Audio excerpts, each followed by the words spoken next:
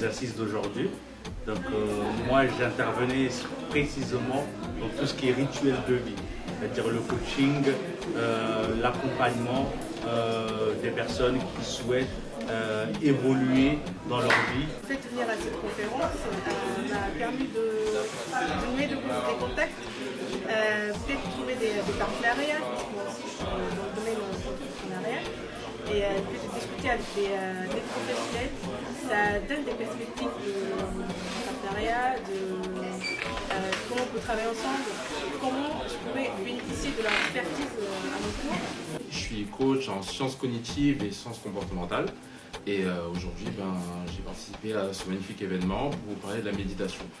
Alors, concernant mon intervention, c'était principalement sur la méditation et l'objectif en fait c'était de rappeler aux personnes qu'il était important de prendre soin de ses pensées, tout simplement par la méditation. Et il faut savoir que la méditation, tout simplement, c'est un des process pour atteindre le succès. Alors je suis maquilleuse professionnelle, je suis formatrice dans une école de coiffure et je suis coach spécialisée en vieillissement des couleurs.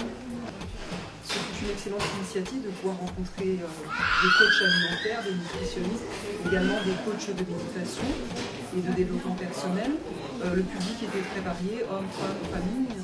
Et puis surtout, on est sorti de là en ayant appris énormément de choses, notamment en matière alimentaire, en matière comme je disais, de santé, psychologie, physique.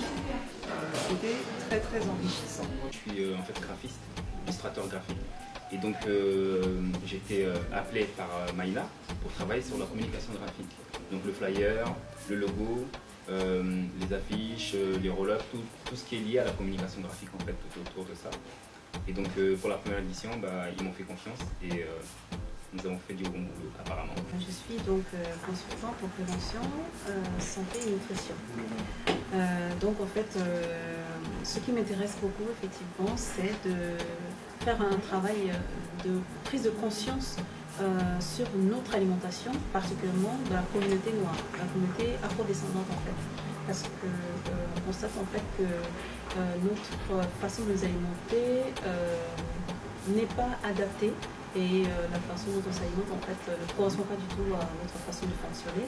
Et mettre du doigt là-dessus pour un petit peu que les gens se réveillent et fassent attention à ce qu'ils mangent et porter attention à leur santé. Je suis fondatrice de Food Sweet Vegan, qui est une marque qui a été créée en octobre 2019, donc très récente, dont la fonction première en fait est de proposer à toute personne des plats véganes et principalement pour Maïna des plats afro-véganes.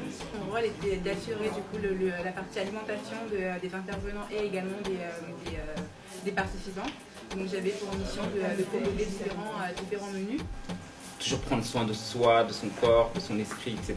Et ça, c'est quelque chose qui est déjà ancré, qui existe déjà chez nous en Afrique depuis des lustres, depuis toujours en fait, depuis le début.